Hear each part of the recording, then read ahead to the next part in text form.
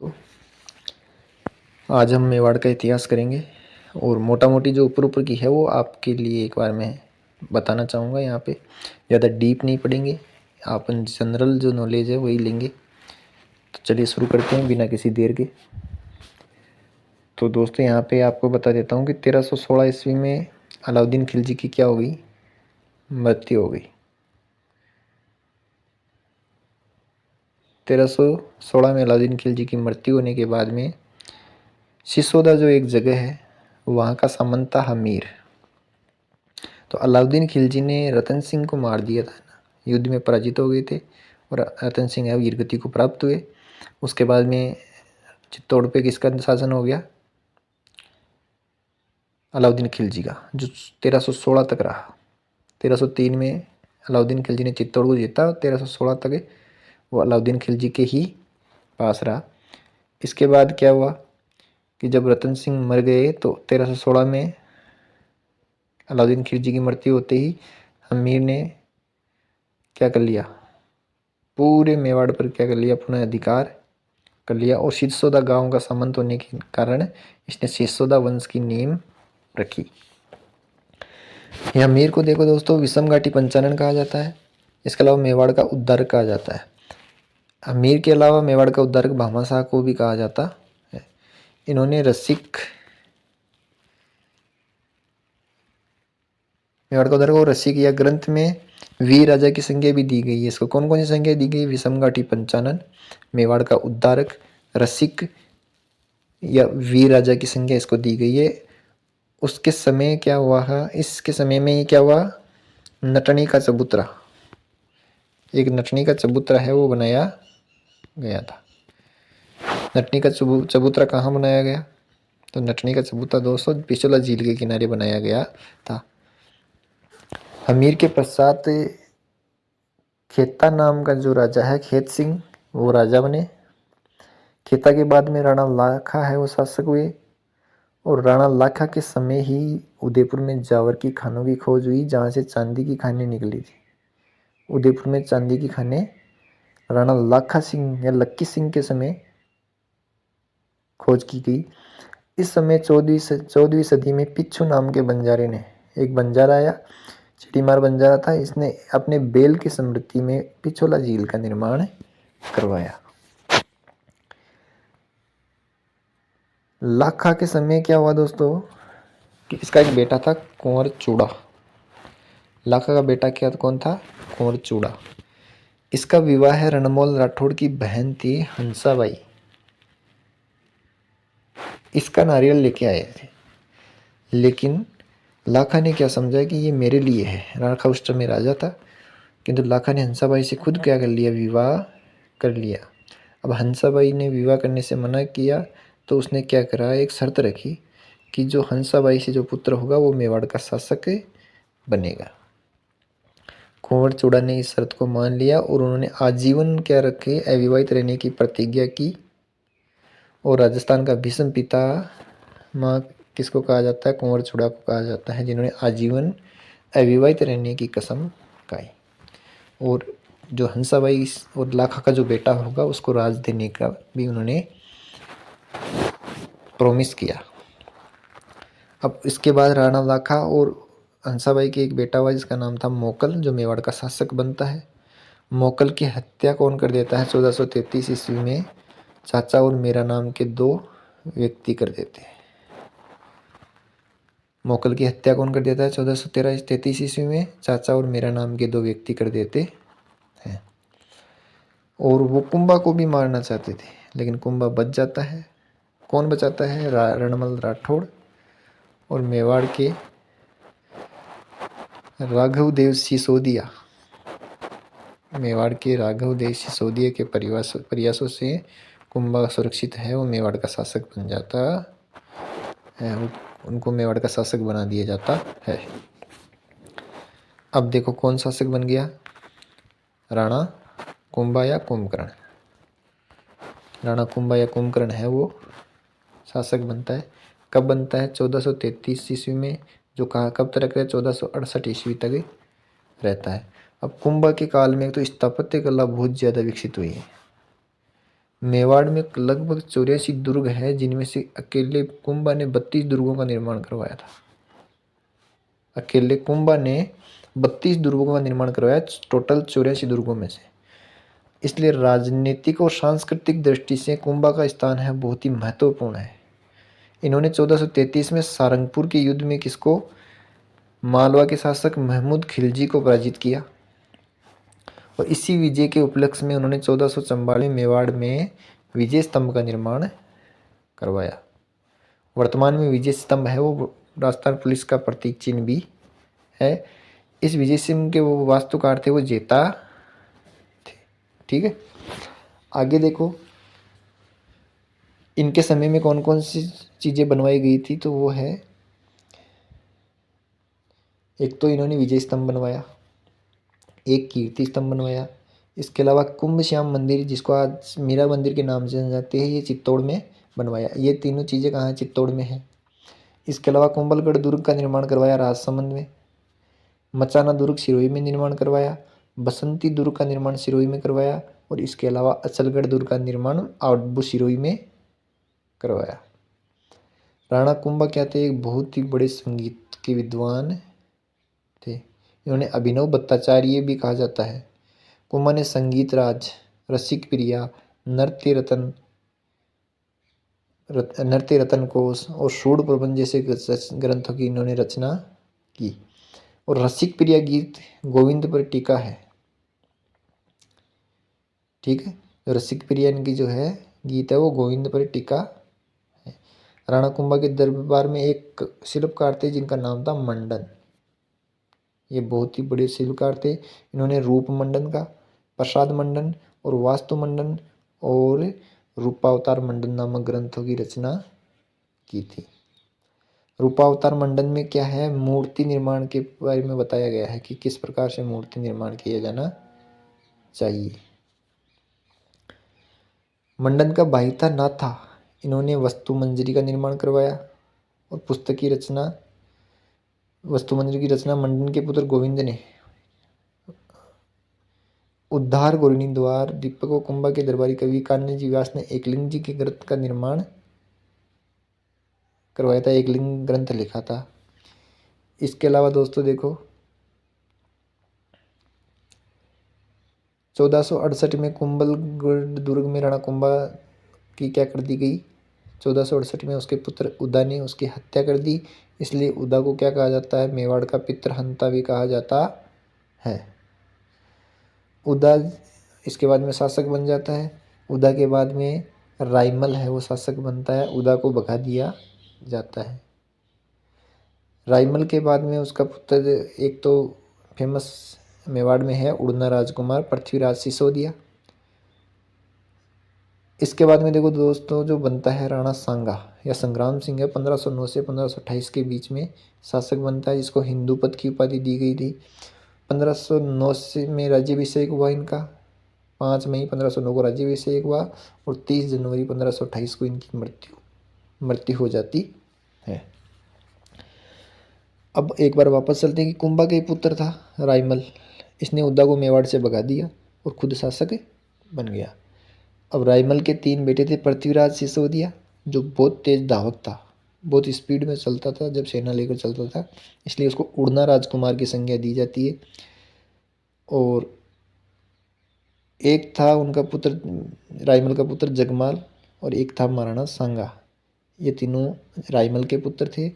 और 1509 में इन सबको पीछे छोड़ते हुए जो संग्राम सिंह है वो शासक मेवाड़ के बन जाते हैं।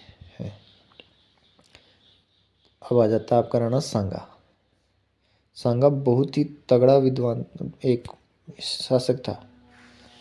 1509 में राणा सांगा की क्या हो गया, राज्याभिषेक हो गया और 1528 तक उन्होंने शासन किया।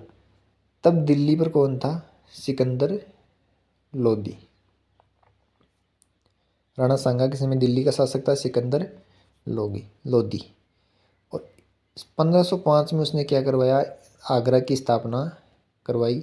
1517 में उसकी मृत्यु के उपरांत उसका पुत्र इब्राहिम लोदी है वो शासक बन जाता है। और इब्राहिम लोदी ने मेवाड़ पर 2 बार आक्रमण किए और दोनों बार ही क्या किया, हार का सामना किया। सांगा ने जो युद्ध लड़े उनमें देखो खातौली का युद्ध और बांडी का युद्ध। कौन कौन से? एक तो खातौली का युद्ध जो 1518 में हुआ, 1718 में, और एक बांडोली का युद्ध। ठीक है, इन दोनों ही युद्धों में किसकी हार हुई थी? इब्राहिम लोदी की पराजय हुई। और महाराणा सांगा की इसमें विजय हुई। 18 से लेकर 1526 तक राणा सांगा अपने चरमोत्कर्ष पर थे।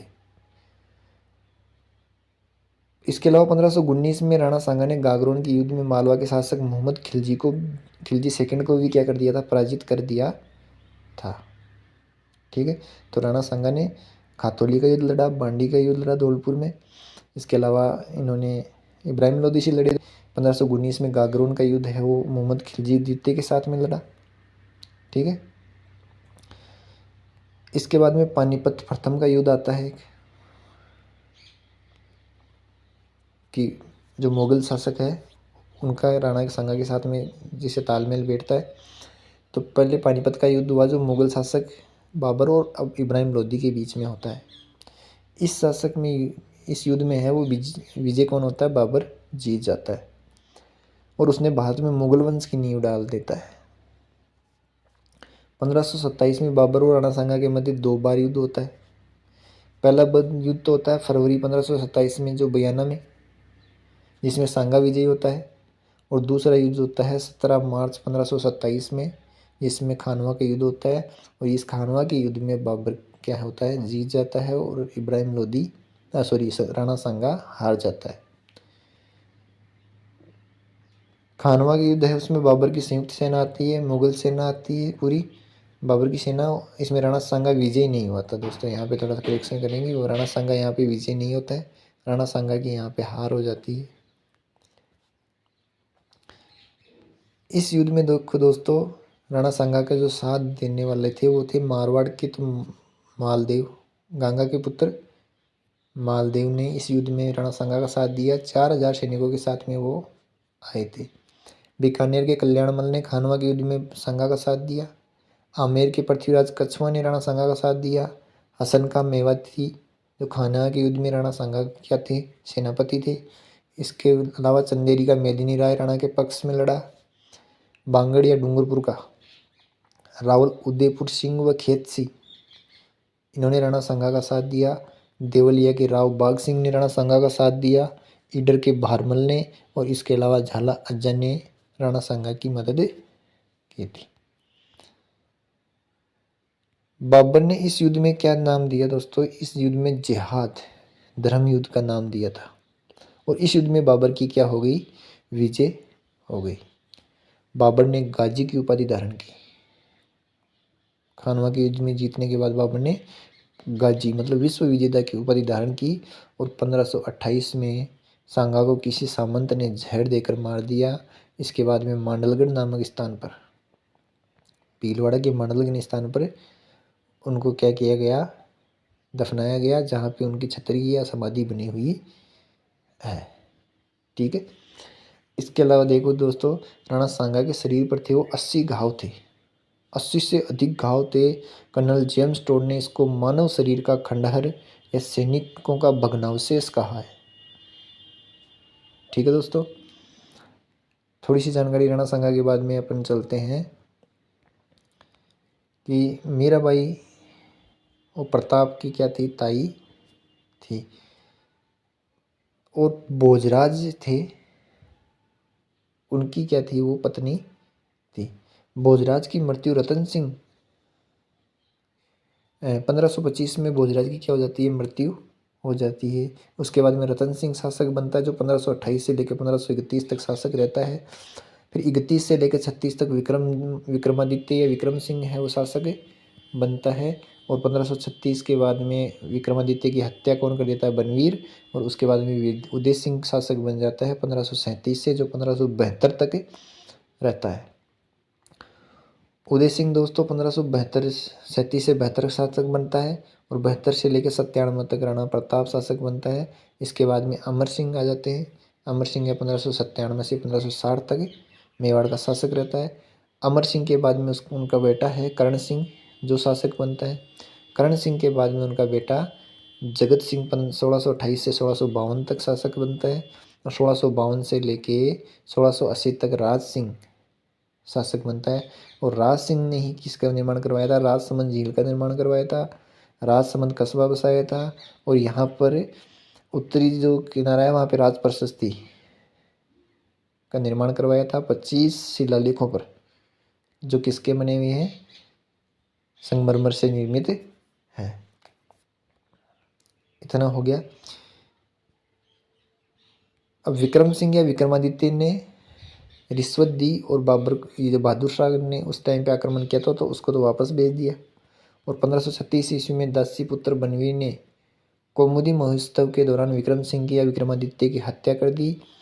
और बनवीर के छोटा भाई था उदय सिंह, उसको भी मारना चाहता था, लेकिन पन्ना दाई ने अपने पुत्र चंदन का बलिदान देकर कुंवर उदय सिंह की रक्षा की और उसे कहाँ पहुँचा दिया? कोंबलगढ़ दुर्ग में पहुँचा दिया।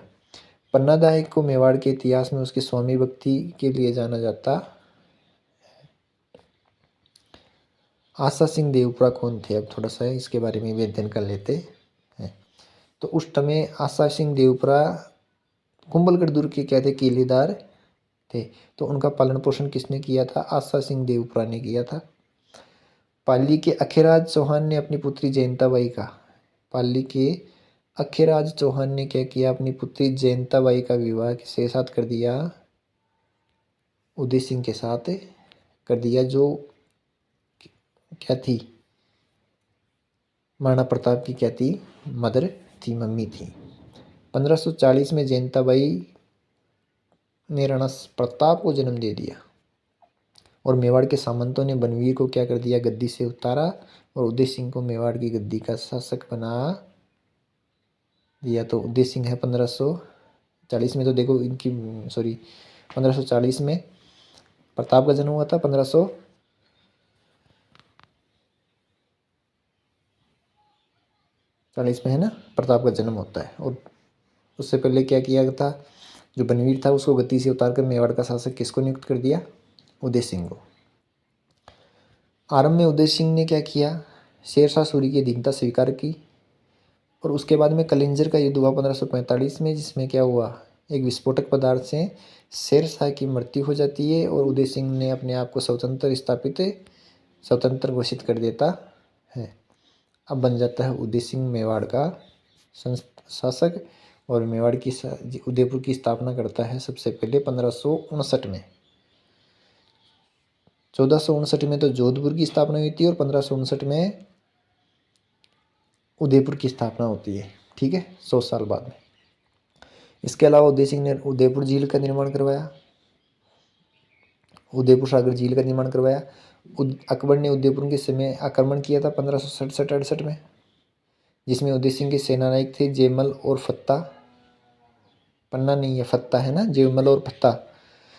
इन्होंने उदय सिंह को क्या कहा कि आप गोविंदा की पहाड़ियों में चले जाओ, और मुगल और मेवाड़ सेना के बीच में घमासान युद्ध हुआ। जयमल घायल होने पर भी अपने भतीजे के कंधे पर दोनों हाथों से लड़ते हुए वीरगति को प्राप्त हुए। और इस युद्ध में एक कल्लाजी राठौड़, जिनको चतुर्भुज देवता कहा जाता है, 4 हाथों वाले देवता, ये भी लड़ते हुए वीरगति को प्राप्त हुए। और अकबर ने क्या किया?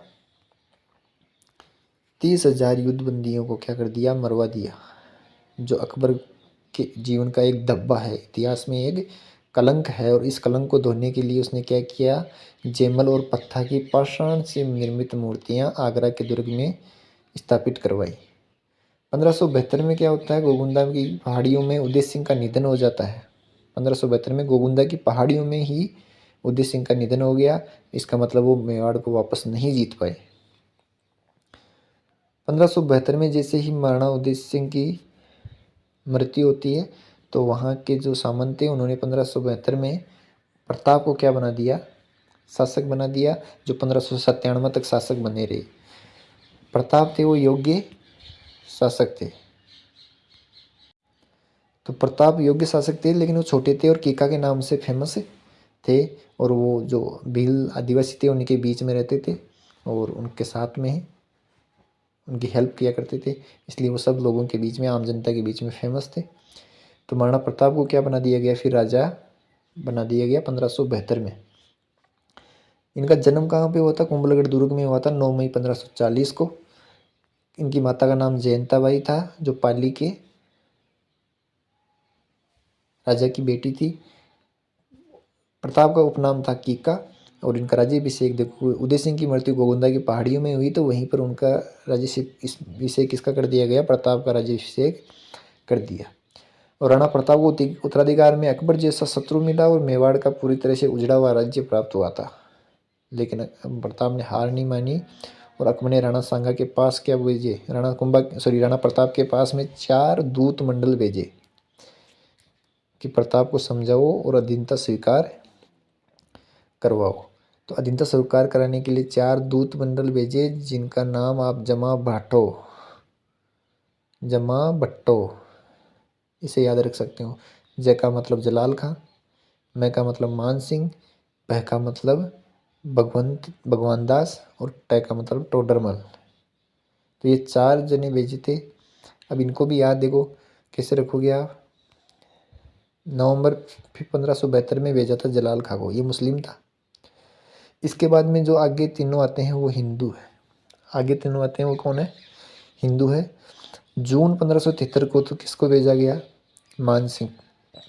उसके 3 महीने बाद में जुलाई अगस्त सितंबर इस भगवान दास को भेजा गया थेतरमी।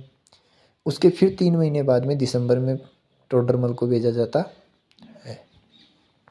और इस प्रकार टोटल कितने दूत मंडल भेजे, 4 शांति दूत मंडल, ताकि महाराणा प्रताप को है वो समझा सके और अकबर की अधीनता स्वीकार करवाई जा सके। लेकिन महाराणा प्रताप ने क्या किया, नहीं किया, अकबर की अधीनता स्वीकार नहीं की। और 18 जून 1576 को क्या हुआ, हल्दी घाटी का युद्ध हुआ। हल्दी घाटी का युद्ध कहीं कहीं 21 जून भी आपको मिलता है, ठीक है। मेवाड़ की सेना के बीच में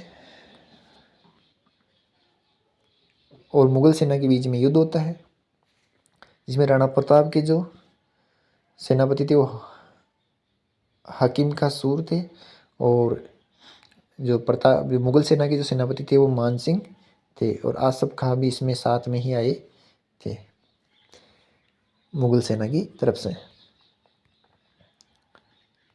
अब देखो आरंभ में युद्ध का पलड़ा मेवाड़ के पक्ष में रहता है, लेकिन अकबर का सेनापति में से कोई एक क्या बोल देता है कि अकबर आ रहा है। जब हारते हुए सेना भागने लगती है तब किसी ने अफवाह फैलाई कि युद्ध में है वो अकबर खुद आ रहे हैं, और इससे मुगल की सेना में जोश भर गया और युद्ध है वो मुगलों के पक्ष में चला गया। और इसमें महाराणा प्रताप क्या हो गए, उनका घोड़ा घायल हो गया और सेना जो मुगल सैनिक थे उनसे गिर गए। तो युद्ध में जो झाला बीदा थे, इन्होंने महाराणा प्रताप की जान बचाई। और इस युद्ध के जो प्रत्यक्षदर्शी है लेखक अब्दुल कादिर बदायूनी, इन्होंने अपनी पुस्तक मुंतखब अल त्वारिख में इस युद्ध को गोगुंदा का युद्ध कहा है। मुंतखब अल त्वारिख ने इसको कौन से गोगुंदा का युद्ध की संज्ञा दी है। इसके अलावा अकबर के नौरत्नों में से एक था अबुल फजल ने इसको खमनोर का युद्ध कहा है, ठीक है। और जो कर्नल जेम्स टोड ने इसको क्या नाम दिया है, मेवाड़ की थर्मोपल्ली। इस युद्ध में क्या हुआ, महाराणा प्रताप के जो घोड़ा था चेतक, उसका एक पाँव क्या हो जाता है, चोटिल हो जाता है। और यहीं पर फिर क्या हुआ, एक नाला पार करने के बाद में चेतक की मृत्यु हो जाती है बलीचा गांव में, जहाँ पे क्या है चेतक की समाधि बनी हुई है।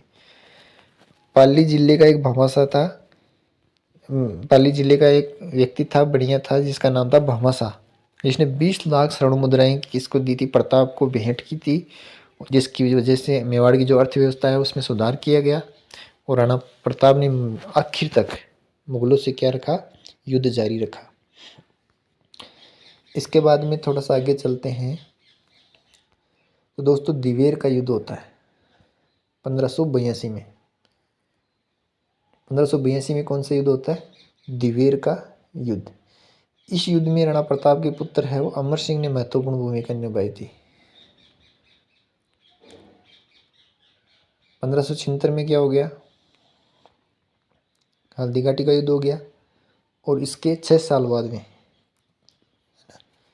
दिवेर का युद्ध होता है। इस युद्ध में मेवाड़ के जो अमर सिंह है, राणा प्रताप के पुत्र, ने बहुत ज़्यादा महत्वपूर्ण भूमिका निभाई थी।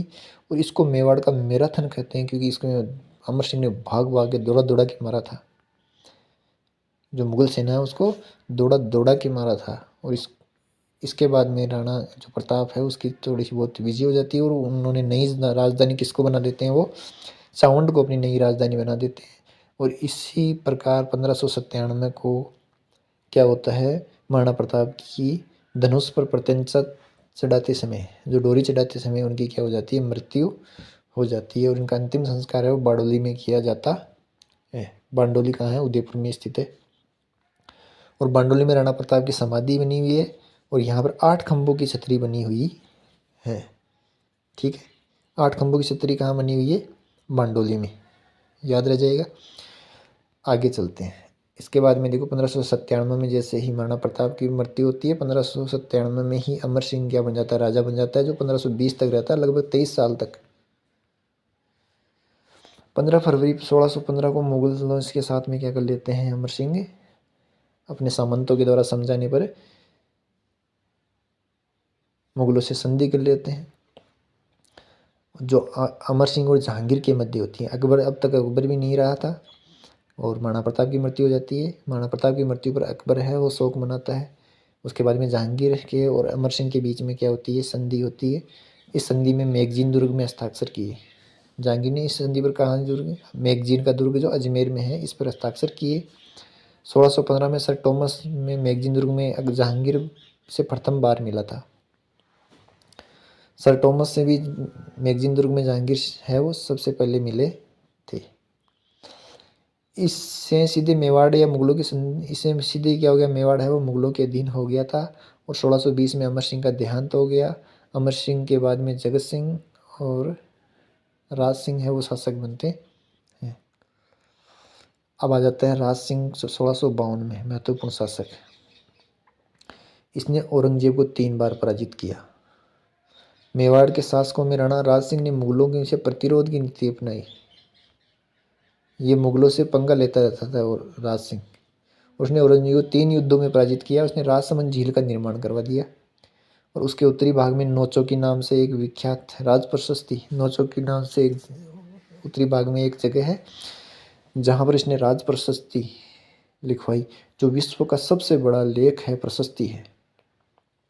और राज सिंह के समय ही चित्रकला और नाथद्वारा शैली का विकास है। चित्रकला की जो नाथद्वारा शैली का विकास भी है वो राज सिंह के समय ही होता है। पिछवाई चित्रकला इस शैली की प्रमुख विशेषता है, जिसमें श्री कृष्ण की बाल लीलाओं का चित्रण किया गया है। श्री कृष्ण की बाल लीलाओं का चित्रण किसमें है, नाथद्वारा शैली में किया गया है। राज सिंह की एक सेनापति थे जिनका नाम था चुंडावत। चुंडावत सरदार रतन सिंह, ये राज सिंह का सेनापति था चुंडावत। ठीक है, उसका विवाह हाड़ा रानी सहल कंवर से हुआ था। और विवाह के कुछ समय बाद ही रतन सिंह को युद्ध के लिए जाना पड़ा। और चुंडावत सरदार ने क्या किया, अपनी पत्नी से कोई ना कोई निशानी मांगी। हाड़ी रानी ने क्या कर दिया, अपना सिर काट कर दे दिया। और 1680 में राज सिंह का देहांत हो जाता है। राज सिंह के नाथद्वारा के शिवाड़ नामक स्थान पर श्री कृष्ण मंदिर बनवाया था। ठीक है, 1680 में राज सिंह का क्या हो जाता है, निधन हो जाता है। अब तो राज सिंह ने देखो क्या किया, नाथद्वारा के शिवाड़ नामक स्थान पर कृष्ण का मंदिर बनाया, श्री कृष्ण का मंदिर बनवाया था। राज सिंह ने राजसमंद जिले के कांकरोली नामक स्थान पर द्वारकाधीश मंदिर बनवाया। और क्या किया इसने, राजसमंद में कांकरोली नामक स्थान पर द्वारकाधीश मंदिर का निर्माण कराया। राज सिंह की मृत्यु के बाद उसका पुत्र जय सिंह मेवाड़ का शासक बनता है। उसने जयसमंद झील का निर्माण करवाया, जो मीठे पानी की सबसे बड़ी झील है। 1734 में जय सिंह के समय हुडा सम्मेलन भीलवाड़ा में 1734 में हुडा सम्मेलन हुआ। इसका उद्देश्य मराठों के विरुद्ध संघ बनाना था। हुडा सम्मेलन की अध्यक्षता है वो जगत सिंह ने की थी। संग्राम सिंह जीतते को अध्यक्ष बनाने की बात हुई थी, लेकिन उनके बीच में मृत्यु हो जाती है। और इस वजह से उनका जो पुत्र है वो अध्यक्ष बनता है। लेकिन ये हुड़ा सम्मेलन क्या हो जाता है, फेल हो जाता है, क्योंकि जो जयपुर की जो कछवा वंश का शासक था उसने क्या कर लिया, मुगलों के साथ गुप्त संधि कर ली, जिसकी वजह से वो ये हुड़ा सम्मेलन है वो विफल हो जाता है। ठीक है दोस्तों, ये मोटा मोटी आपको मेवाड़ का इतिहास मैंने पढ़ा दिया है। कभी डीप पढ़ाने का मौका मिलेगा तो वो भी आपको पूरा अच्छे से समझा के पढ़ाएंगे। तब तक के लिए जय हिंद, जय भारत, जय जवान, जय किसान।